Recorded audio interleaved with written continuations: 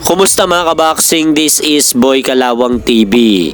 So may nakita po tayong video kung saan ipinapakita po ni former 2-weight undisputed world champion Terence Crawford ang mga world title belt niya na napanalunan simula noong nasa light welterweight pa lang siya at sa welterweight division, kung saan nakuha po nito ang pagiging 2-weight undisputed world champion sa boxing.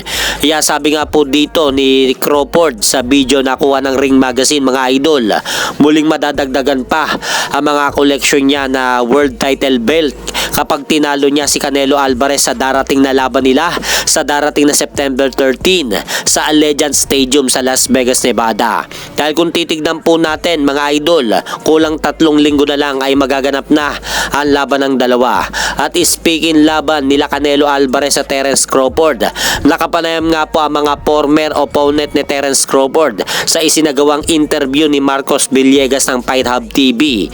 At itinanong nga po sa kanila kung sino ang mananalo sa laban ng Canelo versus Crawford sa darating na September 13.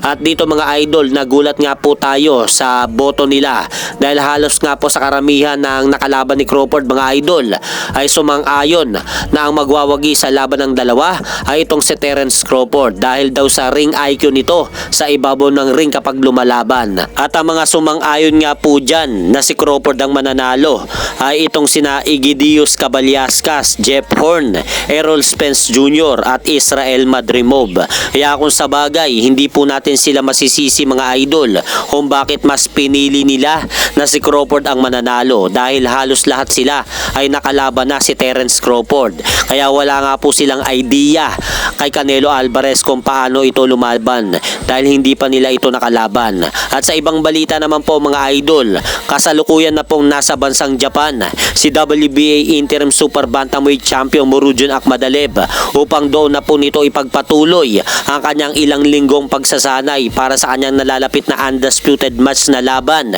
dito kay current undisputed World Super Bantamweight Champion na Oya the Monster Inoue sa darating na September 14. Kaya abangan din po natin ang laban na ito dahil magkakasabay nga po ang laban ni Inoue at Canelo sa darating na September 14 dahil mapapanood natin ang laban ni Crawford at Canelo Alvarez dito sa Pilipinas ng live. Linggo po yan, September 14. Habang kila Inoue naman po at Murodjon Akhmadaliev ay linggo rin po yan. Pero magkakatalo po ang laban ng dalawa sa oras dahil mga tanghali na po ipapalabas itong laban ni Canelo Alvarez at Crawford.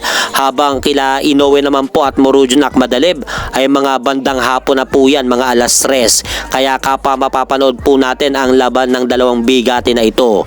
At hanggang dito na lang po muna ang aking update sa mga ganapan sa mundo ng boxing. At syempre mga idol, huwag nyo rin pong kalimutan pakisuportahan nyo naman po muna ang ating munting channel. Maraming salamat po.